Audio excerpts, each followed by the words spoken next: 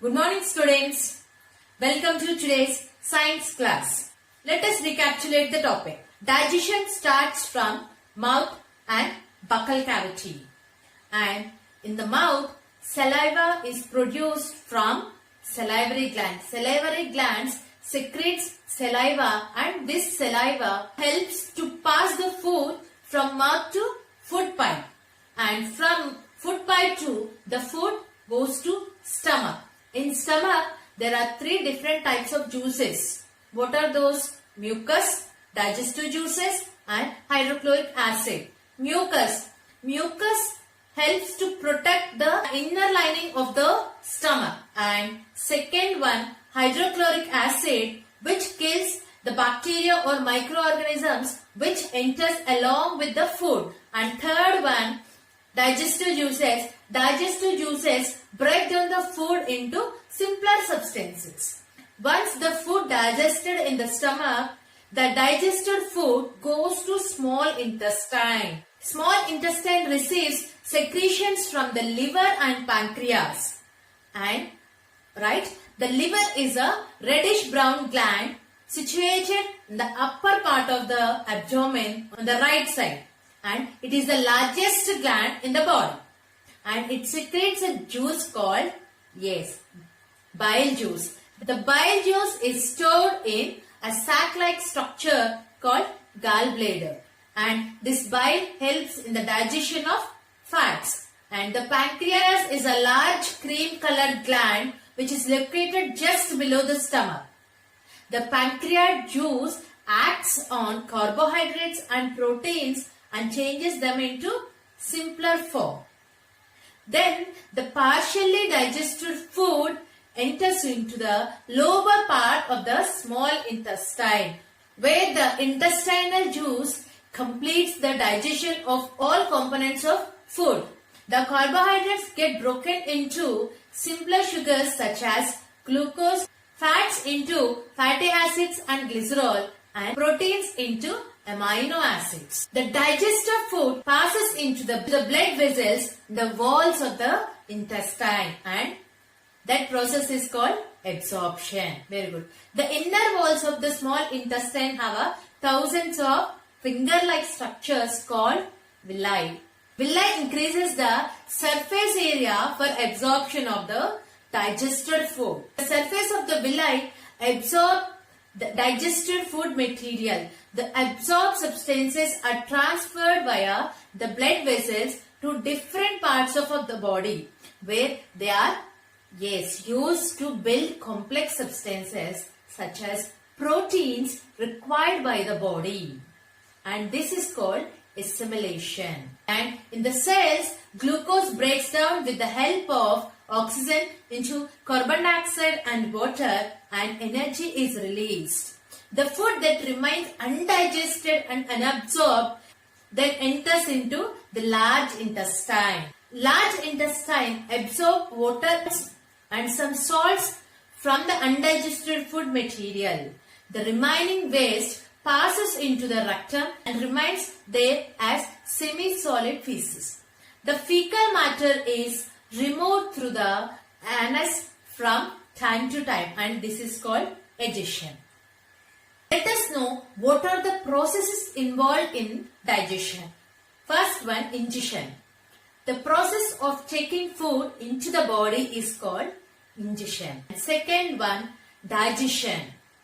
The process in which the food containing large insoluble molecules is broken down into small water-soluble molecules is called digestion. And third one, absorption.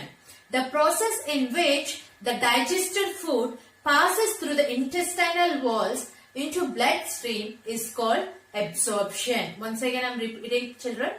Absorption. The process in which the digested food passes through the intestinal wall into bloodstream is called absorption. And next one, assimilation. The process in which the absorbed food is taken in by the blood cells and used for energy, growth and repair is called assimilation. And the last one, digestion. The process in which the undigested food is removed from the body is called digestion. What is digestion? The process in which the undigested food is removed from the body is called digestion. Now, this topic is related to, nutrition in animals. So, in this chapter, we will learn about the process of intake and utilization of food in animals. All the animals can be divided into 3 groups on the basis of their food habits. What are those? Yes, herbivores, carnivores and omnivores. First one, herbivores. Herbivores are the animals which eat only plants and plant products. Okay, what are herbivores? The animals which eat only plants and plant products. What are the examples? Goat, cow and deer. And second type, carnivores. The animals which eat only other animals and animal products as food are called carnivores. What are the examples? Lion, tiger and lizard. Very good. And third type, omnivores. The animals which eat both plants and animals. Here, both plants and animal products also. The animals which eat both plants and animals and their products are called omnivores. Example, humans, dog and crow. Let us discuss digestion in grass-eating animals. Children, have you observed cows, buffaloes and other grass-eating animals chewing continuously even when they are not chewing grass? Actually, they quickly swallow the grass and store it in a separate part of a stomach called rumen. What is that? Rumen. Grass-eating animals have a separate column which stores the swollen food. What is that? Rumen. In rumen, the food gets partially digested. It's called, cud. In lower classes, we learn chew the cud, right? Yes. So, cud means partially digested food. Rumen is the place where food gets partially digested. But later the cud returns to the mouth in small lumps and the animal chews it. This process is called rumination. What is the rumination? Animals swallow the food. Later, the cud returns to the mouth in small lumps and the animals chew it for a long time. This process is called, rumination. And these animals are called ruminants. Rumination, ruminants and cud. Grass is rich in cellulose and it is a type of carbohydrate. Many animals, including humans, can digest cellulose. But ruminants have a large cycle-like structure between the small intestine and large intestine. The cellulose of the food is digested here by the action of certain bacteria which are not present in humans. Till now, we have learned about animals which possess the digestive system. But there are many small organisms which do not have a mouth and a digestive system. Then how do they acquire and digest food? Let us learn about feeding and digestion in different organisms which are not having mouth and digestive system. That first one is amoeba. Amoeba is a microscopic single-cell organism found in pond water. And it doesn't have any particular shape. Cell membrane. Cell membrane is nothing but which protects the cell. A layer which protects the cell. Amoeba has a cell membrane, a round, dense nucleus and many small bubble-like vacuoles in the cytoplasm. Cytoplasm is a liquid. Amoeba constantly changes its shape and position.